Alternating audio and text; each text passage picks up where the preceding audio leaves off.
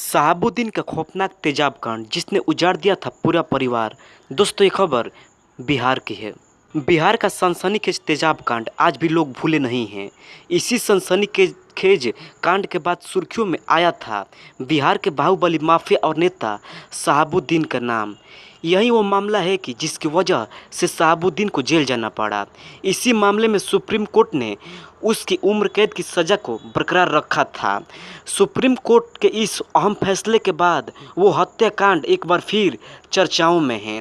उन लोगों को उस खौफनाक वारदात की याद दिला रहा है जिसे तेजाब कांड के नाम से जाना जाता है। बात है वर्ष 2004 की है। बिहार के सिवान जिले में चंदेश्वर प्रसाद उर्फ चंदा बाबू अपनी पत्नी, बेटी और 4 बेटों के साथ रहा करते थे। उनकी मुख्य बाजार में 2 दुकानें थी। एक दुकान पर उनका बेटा सतीश बैठता था, दूसरे पर गिरीश। 16 अगस्त 2004 का दिन इस परिवार के लिए कयामत बनकर आया। कुछ लोग चंदा बाबू से रंगदारी मांग रहे थे, मगर उन्होंने देने से साफ इनकार कर दिया था। वही लोग उस दिन उनकी किराने की दुकान पर जा पहुँचे। दुकान पर उनका बेटा सतीश बैठा। उन लोगों ने सतीश से रंगदारी के लिए 2 लाख रुपए मांगे, लेकिन सतीश ने 30 से 40 हज़ार रुपये देने की बात कही। रंगदारी वसूलने आए लोग ज़्यादा थे, उनके हाथों में हथियार थे। उन लोगों ने सतीश के साथ मारपीट शुरू कर दी। गले में रखी 2 लाख से ज़्यादा की रकम भी निकाल ली। सतीश का बड़ा भाई भी वहां आ गया, वो भी सब देख रहा था। पीटने के बाद सतीश घर में गया और बाथरूम साफ करने वाला तेजाब एक मग में डालकर लाया और सारा तेजाब उसने रंगदारी वसूलने आए बदमाशों पर फेंक दिया। तेजाब के छींटे उसके भाई राजीव पर भी पड़े। इसके बाद वहां भगदड़ मच गई। दुकान पर बदमाशों ने सतीश को पकड़ लिया। उसका भाई राजीव भागकर कहीं छिप गया। फिर उसकी दुकान को लूट लिया गया। उसके बाद दुकान में आग लगा दी गई। बदमाश सतीश को गाड़ी में डालकर अपने साथ ले गए। दूसरी दुकान पर बैठे गिरीश को इस बारे में कोई जानकारी नहीं थी। कुछ देर बाद उसके पास भी हथियारबंद बदमाश पहुंचे और उसे वहां से अगवा कर लिया। इसके बाद सतीश और गिरीश का बड़ा भाई राजीव भी उन बदमाशों के हत्थे चढ़ चुका था। रंगदारी न देने की वजह से उनकी दोनों दुकानें लूट ली गई। फिर तीनों भाइयों को एक जगह ले जाया गया जहां राजीव को रस्सी से बांध दिया गया। उसके बाद सरेआम सतीश और गिरीश के ऊपर तेजाब से भरी बाल्टी उड़ेल दी गई। बड़े भाई की आंखों के सामने सतीश और गिरीश को तेजाब से जलाकर मार डाला गया। इसके बाद उन दोनों की लाश के टुकड़े टुकड़े करके बोरे में भरकर फेंक दिए गए। जिस दिन ये सनसनीखेज वारदात अंजाम दी गई, उस दिन सतीश और गिरीश के पिता चंदा बाबू अपने भाई के पास पटना गए हुए थे। वारदात की खबर पूरे सिवान में आग की तरह फैल गई।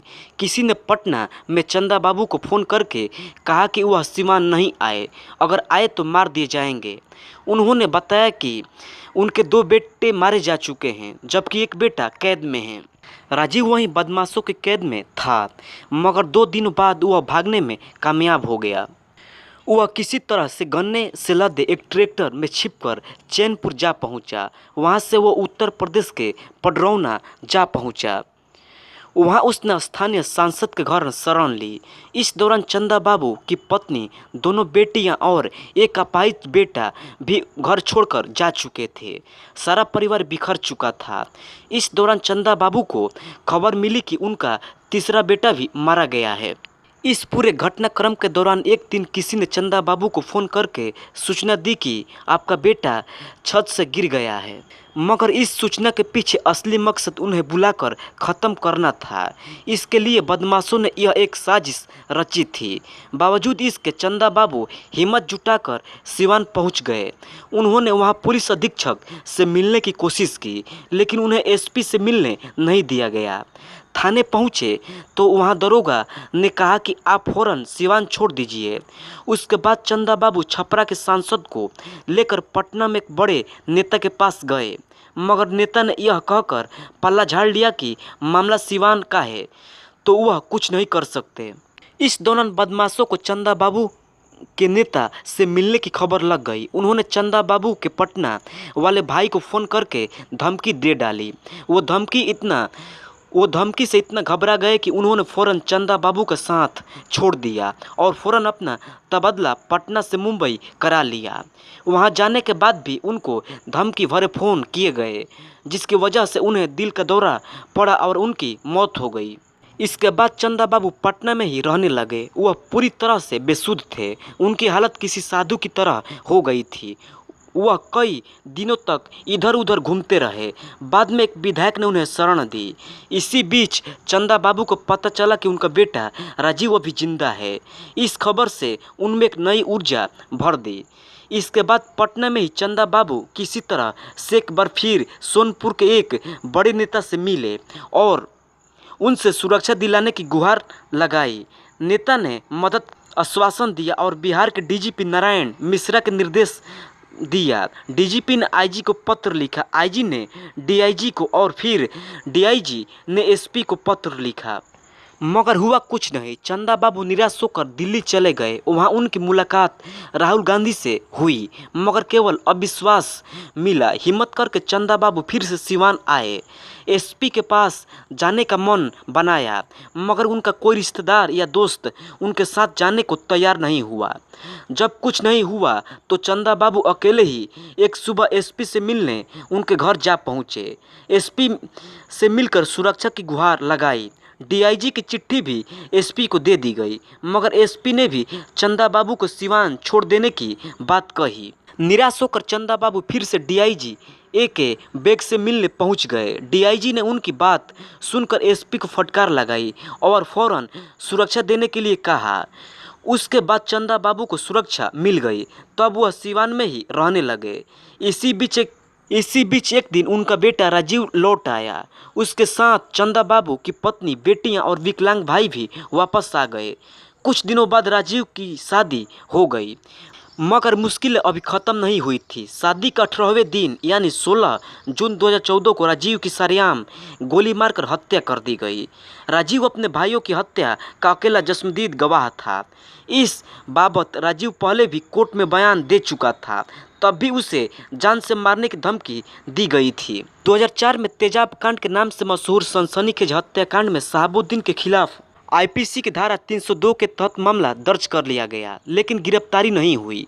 मगर वर्ष 2005 में बिहार का निजाम बदला और नीतीश कुमार की सरकार आ गई और शहाबुद्दीन पर शिकंजा कसता चला गया। उसी साल शहाबुद्दीन को दिल्ली से गिरफ्तार किया गया था। तभी से शहाबुद्दीन को कड़ी निगरानी के बीच जेल में रखा गया। वीडियो कॉन्फ्रेंसिंग के जरिए भी अदालत में उनकी सुनवाई होती थी। शहाबुद्दीन को निचली अदालत ने इस बीच कई मामलों में सजा सुनाई। उनके खिलाफ 39 हत्या और अपहरण के मामले थे। 38 में उन्हें जमानत मिल चुकी थी। 39वें केस में राजीव का था, जो अपने 2 सगे भाइयों की हत्या का जस्मदीद गवाह था। मगर 2014 में उसकी हत्या के साथ ही शहाबुद्दीन की जमानत का रास्ता साफ हो गया था। आखिरकार 11 साल बाद शहाबुद्दीन जमानत पर बाहर आ गया, लेकिन उनके बाहर आने से सूबे की सियासत में हलचल मच गई। तब सरकार की पहल पर सुप्रीम कोर्ट ने शहाबुद्दीन की जमानत रद्द कर दी गई और उसे फिर से जेल जाना पड़ा। अब सुप्रीम कोर्ट ने 2 भाइयों की मौत के मामले में भी उसकी सजा को बरकरार रखने का फरमान सुना दिया है। पत्नी की हत्या कर 4 दिन घर में रखी लाश, बदबू आने पर पड़ोसियों ने बुलाई पुलिस। दोस्तों, ये खबर उत्तर प्रदेश के गाजियाबाद की है। गाजियाबाद में सनसनीखेज घटना सामने आई है। यहाँ एक व्यक्ति ने अपनी पत्नी की हत्या कर दी और शव को घर में ही रखे रहा। इसके बाद जब लाश से बदबू आने लगी तो पड़ोस के लोगों ने पुलिस को सूचना दी। जानकारी के बाद पुलिस मौके पर पहुंची और जायजा लिया। पुलिस ने घर से शव बरामद कर आरोपी को गिरफ्तार कर लिया। दरअसल मसूरी थाना क्षेत्र के मिसल गड्ढी इलाके में पुलिस को एक घर में महिला की लाश होने की शिकायत मिली थी।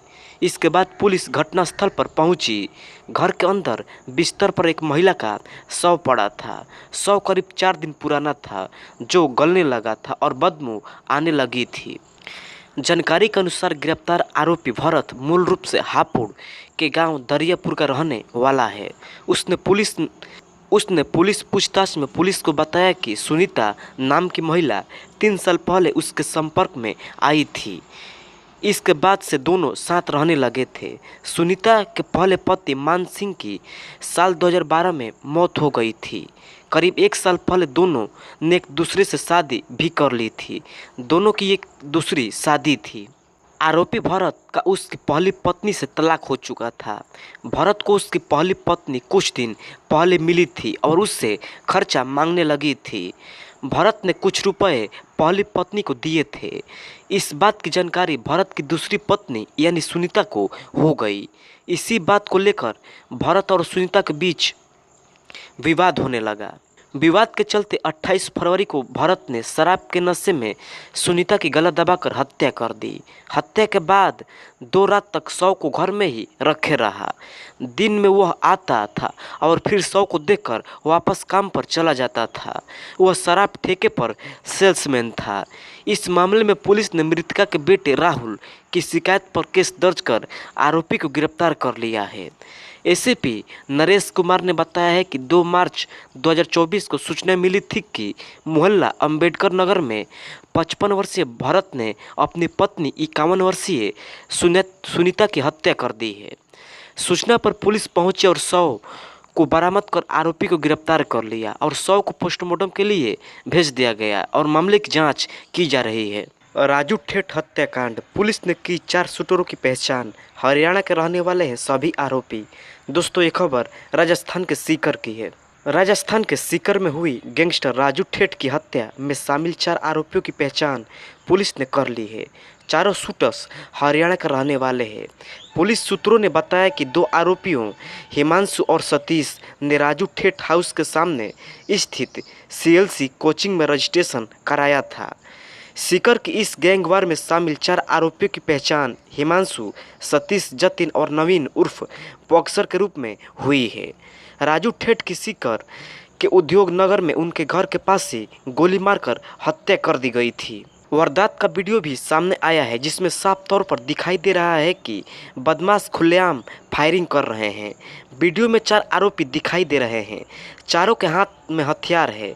आरोपी जैसे ही राजू ठेठ पर गोलियां बरसाते हैं वहां भगदड़ मच जाती है। गोलियों की तड़तड़ाहट सुनकर लोग भागने लगते हैं। वारदात को अंजाम देने के बाद आरोपी बड़े आराम से आगे की ओर बढ़ते हैं। इस दौरान एक आरोपी हवाई फायरिंग भी करता है। जानकारी के मुताबिक राजू ठेठ की पहले आनंदपाल गैंग में रंजिश चल रही थी। सूत्रों के मुताबिक फिलहाल आनंदपाल गैंग और लॉरेंस बिश्नोई गैंग एक साथ मिलकर काम करते थे। Lawrence gang history sheeter Rohit Godara ने राजू ठेठ की मौत की जिम्मेदारी ली है। साथ ही कहा है कि आनंदपाल और बलवीर की हत्या का बदला लिया है। रोहित गोदारा नाम से फेसबुक आईडी से इस हत्या की जिम्मेदारी ली गई है, जिसमें जिक्र किया गया है कि आनंदपाल और बलवीर बनुड़ा की हत्या का बदला लिया गया है। रोहित गोदारा ने लिखा है कि मैं हत्या की जिम्मेदारी लेता हूं, बदला पूरा हुआ। वारदात की जिम्मेदारी लेने वाले रोहित गोदारा फिलहाल अदरबैजान से लॉरेंस बिश्नोई और गोल्डी की क्राइम कंपनी को ऑपरेट करता है। यह भारत में वांटेड है। दीपक टीनू को फरारी के दौरान शेल्टर और ग्रेनेड देने में भी रोहित का हाथ था। बता दें कि इस गैंगवार में प्राइवेट कोचिंग संस्थान में कोचिंग करने आई छात्रा के पिता की मौत हुई है। छात्रा नागौर जिले के छोटी खाटू थाना इलाके की रहने वाली है। वह सीकर में एक निजी कोचिंग संस्थान में नीट की तैयारी कर रही थी और यहाँ एक निजी हॉस्टल में रह रही थी। उसके पिता छात्रा से मिलने के लिए सीकर आए थे और उन्होंने कोचिंग संस्थान के पास अपनी गाड़ी खड़ी कर रखी थी। बहन ने छोटी बहन का अपने 4 प्रेमियों से करवाया गैंगरेप, फिर गला दबाकर कर दी हत्या। दोस्तों ये खबर उत्तर प्रदेश के लखीमपुर की है। उत्तर प्रदेश के लखीमपुर जिले में एक लड़की का शव गन्ने के खेत में पड़ा मिला था। पुलिस ने लड़की के परिजनों से पूछताछ शुरू की तो उसकी बड़ी बहन कुछ डरी सहमी नजर आ रही थी। इस पर पुलिस ने उससे भी पूछताछ शुरू कर दी। पुलिस को पता चला कि बड़ी बहन अपने प्रेमियों के साथ मिलकर छोटी बहन का गैंगरेप कराया था। लखीमपुर खीरी जिले के एसपी संजीव सुमन ने बताया कि बड़ी बहन का अपने ही गांव के रहने वाले करीब 4 से 5 लड़कों से अवैध संबंध था। जिसको लेकर छोटी बहन आए दिन उसका विरोध करती थी। बड़ी बहन अपनी छोटी बहन को ठिकाने लगाने के लिए इस षड्यंत्र को रचा और उसने अपनी छोटी बहन को खेत में बुला लिया। पुलिस ने आगे बताया कि खेत में मौजूद उसके चारों प्रेमियों ने पहले लड़की के साथ जबरदस्ती करने की कोशिश की। जब मृतका नहीं मानी तो उसकी बड़ी बहन ने अपनी छोटी बहन का हाथ पकड़ लिया और उसके दूसरे साथी ने दूसरा हाथ पकड़ा। फिर बहन ने अपनी बहन का चारों प्रेमियों के साथ गैंगरेप करवा दिया। एसपी संजीव सुमन ने बताया कि उसके बाद मिलकर बहन ने अपनी छोटी बहन का दुपट्टे से गला दबाकर हत्या करने में मदद की। इस पूरे मामले में किसी भी आरोपी के पास मोबाइल फ़ोन नहीं है, जबकि ज़्यादातर देखा गया है कि फ़ोन वीडियो या मोबाइल फ़ोन इस्तेमाल करने वाले ही ज़्यादातर ऐसी घटनाओं को अंजाम देते हैं। इस मामले में पुलिस ने 7 आरोपियों को गिरफ्तार किया है। इसमें बड़ी बहन के अलावा गैंगरेप की वारदात को अंजाम देने वाले 4 आरोपी हैं और उनकी पहरेदारी करने वाले 3 आरोपी शामिल हैं।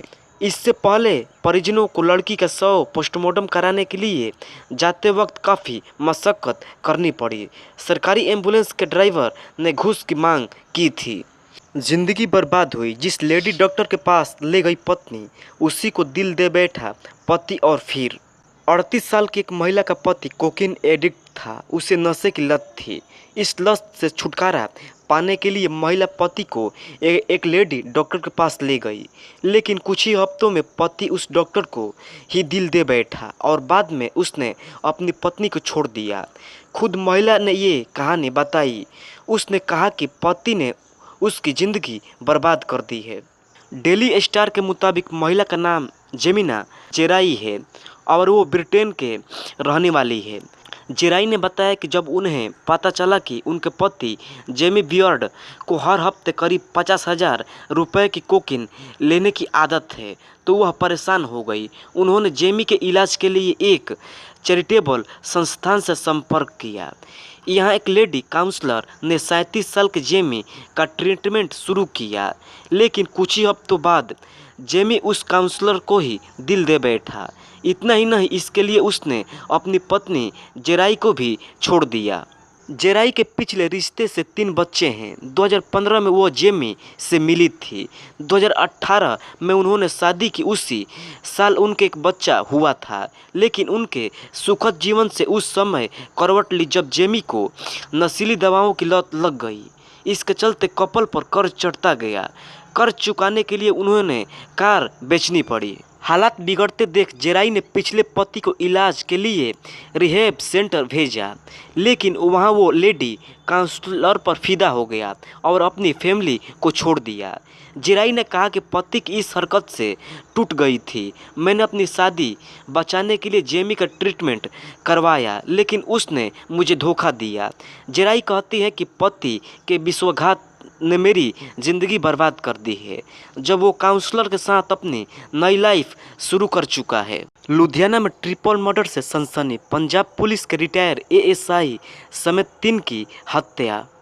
पंजाब के लुधियाना में अपराधियों के बीच पुलिस का खौफ कम होता जा रहा है। इसका ताज़ा उदाहरण रविवार के दिन देखने को मिला।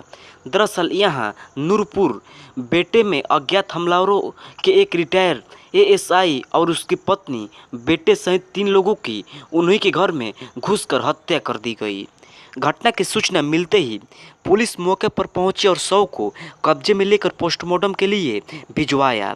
साथ ही अज्ञात हमलावरों के खिलाफ हत्या का मामला दर्ज करके जांच शुरू कर दी। घटना रविवार देर रात की है। वही इलाके में हुए इस ट्रिपल मर्डर की खबर से पूरे इलाके में सनसनी फैल गई है। पंजाब पुलिस के उच्च अधिकारी ने बताया कि घटना की जानकारी मिलते ही उनकी टीम वहां पहुंची। घर में खून ही खून बिखरा पड़ा था। घर में 3 लोगों के शव मिले, जिनकी पहचान पंजाब पुलिस के रिटायर एएसआई कुलदीप सिंह, उनकी पत्नी परमजीत कौर और उनके बेटे गुरविंदर सिंह के रूप में हुई है। वहां से रिटायर एएसआई का रिवॉल्वर भी गायब है। एएसआई कुलदीप सिंह 2019 में ही नौकरी से रिटायर हुए थे। फिलहाल तीनों शवों को पोस्टमार्टम के लिए भिजवाया गया है। पुलिस अधिकारी ने कहा कि तिहरे हत्याकांड के हर एंगल से जांच की जा रही है। पुलिस को शक है कि आरोपी शायद परिवार की जान पहचान के हैं। इस मामले को पुलिस घर के फ्रेंडली एंट्री से ही जोड़ रही है। इसी के साथ घर के आसपास लगे सीसीटीवी कैमरों को भी पता लगाया जा रहा है। पुलिस का कहना है कि अगर आसपास कोई सीसीटीवी कैमरा लगा होगा तो शायद आरोपियों का पता लग सकता है। बहन से दोस्ती पर भाई ने जताई आपत्ति, विवाद बढ़ा तो शख्स की ले ली जान। दोस्तों ये खबर दिल्ली की है। दिल्ली के रघुवीर नगर में डब्लू सिंह नाम के शख्स की हत्या के मामले को पुलिस ने सुलझा लिया है। डब्लू सिंह की हत्या के आरोप में पुलिस ने सहलाम और लाडला नाम के 2 युवकों को गिरफ्तार किया है। पहले इस हत्याकांड को सांप्रदायिक रंग देने की कोशिश की जा रही थी, लेकिन पुलिस ने साफ कर दिया है कि इस हत्या में धर्म को लेकर कोई विवाद नहीं था। दरअसल बीते दिनों दिल्ली के रघुवीर नगर में डब्लू सिंह नाम के व्यक्ति की हत्या हो गई थी। जांच में सामने आया कि हत्या के आरोपी लाडला उर्फ फारन की बहन डब्लू की दोस्ती थी, जो उसे पसंद नहीं थी। इसी वजह से डब्लू और लाडला के बीच कई दिनों से तनातनी चल रही थी। डब्लू और हत्या का आरोपी लाडला एक ही इलाके में रहते थे। डब्लू जहां मीट की दुकान पर काम करता था, वहीं लाडला नेल पेंट का काम सीख रहा था। बहन से डब्लू की बढ़ती दोस्ती देखकर लाडला ने उसे अपनी बहन गांव भेज दिया, लेकिन फिर भी विवाद कम नहीं हुआ। पुलिस के मुताबिक घटना वाले दिन लाडला अपने साथी सहलाम के साथ डब्लू से बात करने पहुंचा, लेकिन वहां झगड़ा शुरू हो गया। इसी दौरान दोनों ने डब्लू सिंह के गले पर धारदार हथियार से हमला कर दिया। डब्लू सिंह की वहीं मौके पर ही मौत हो गई। पुलिस ने इस हत्याकांड को लेकर बताया है कि आरोपी और मृतक दोनों बालिग हैं। लड़की को पहले ही गांव भेज दिया गया था, जिससे अभी संपर्क नहीं हो पाया है। 10 साल छोटे प्रेमी संग लिव इन में रह रही थी महिला, शादी की बात पर कर दी हत्या। यूपी के गाजियाबाद से पिछले 5 दिन से लापता महिला टीचर नहर से लाश मिलने की गुत्थी पुलिस ने सुलझा ली है। मामले में सामने आया है कि महिला का लिव इन पार्टनर ही उसका कातिल निकला। महिला आरोपी युवक के साथ लिव इन में रह रही थी, जो उससे उम्र में 10 साल छोटा था। दरअसल कुछ दिन पहले गाजियाबाद के कविनगर इलाके में रहने वाली गीतिका नाम की स्कूल टीचर संदिग्ध हालत में लापता हो गई थी। मंगलवार देर शाम गीतिका का शव गाजियाबाद के मुरादनगर में गंगा नहर से बरामद किया गया। एक पैकेट में गीतिका की लाश थी, जिसे एक बड़े बैग में बंद कर दिया गया था। पुलिस गीतिका की गुमशुदगी की रिपोर्ट लिखे जाने के बाद से ही उसकी तलाश में जुट गई थी। गीतिका के फ़ोन कॉल रिकॉर्ड के आधार पर पुलिस का सबसे पहला शक दीपक पर ही गया और आखिरकार उसे गिरफ्तार कर लिया गया। बताया जाता है कि गीतिका का कुछ समय पहले अपने पति से तलाक हो गया था और पति से अलग होने के बाद उसे मोटी रकम अपने पति की ओर से बतौर मुआवजा मिलती थी। उस दौरान पति से अलग होने के बाद गीतिका की मुलाकात सोशल मीडिया के जरिए दीपक से हुई, जो एक नामी कंपनी में काम करता है। उसके बाद दोनों में नज़दीकियाँ बढ़ गई और दोनों लिव इन रिलेशनशिप में रहने लगे। वक्त बीतने के साथ ही गीतिका ने दीपक से शादी करने की बात कही। 25 साल का दीपक अपने से 10 साल बड़ी प्रेमिका से शादी नहीं करना चाहता था। गीतिका से ज़्यादा जोर देने के चलते दोनों के बीच झगड़े होने लगे। दीपक इस बात को लेकर इतना तनाव में आ गया था कि उसने 10 मार्च की शाम को रोज नगर एक्सटेंशन के उस फ्लैट में जाकर गीतिका का कत्ल कर दिया, जहां यह दोनों लिव इन रिलेशनशिप में रह रहे थे। इसके बाद दीपक ने बड़े पैकेट में गीतिका की लाश को डाला और बड़े बैग में बंद कर उसे नहर में ठिकाने लगा दिया।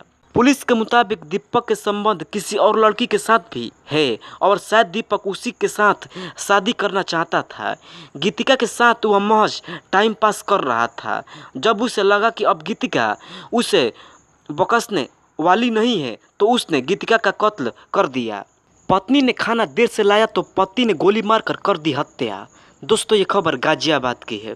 दिल्ली से सटे यूपी के गाजियाबाद जिले में हत्या का सनसनीखेज मामला सामने आया है, जहां मामूली सी बात पर नाराज होकर पति ने अपनी पत्नी की गोली मारकर हत्या कर दी। हत्या के लिए अवैध हथियार का इस्तेमाल किया गया था। बताया जा रहा है कि पति देर से खाने परोसने से नाराज था। मामला गाजियाबाद शहर का है, जहां 50 वर्षीय सुनैना अपने 55 वर्षीय पति अशोक के साथ रहती थी। बीती रात अशोक काम से लौटकर घर आया और उसने सुनैना से खाना मांगा। इस दौरान सुनैना ने खाना परोसने में थोड़ी देर कर दी। इस बात से अशोक इतना खफा हो गया कि वह अपने कमरे से एक तमंचा निकाल कर लाया और उसे सुनैना की कनपट्टी पर रखकर गोली चला दी। गोली लगने से ही सुनैना की मौके पर ही मौत हो गई। गोली चलने की आवाज़ सुनकर आस पड़ोस के लोग भी मौके पर आ गए, जिसकी वजह से अशोक को भागने का मौका तक भी नहीं मिल पाया। हालांकि आरोपी पति ने खुद ही पुलिस के सामने सरेंडर कर दिया और अपना गुनाह कबूल कर लिया है। पुलिस ने अशोक को गिरफ्तार कर लिया है, जबकि पुलिस ने मृतका की लाश को कब्जे में लेकर पोस्टमार्टम के लिए भेज दिया है। पुलिस इस मामले की छानबीन कर रही है।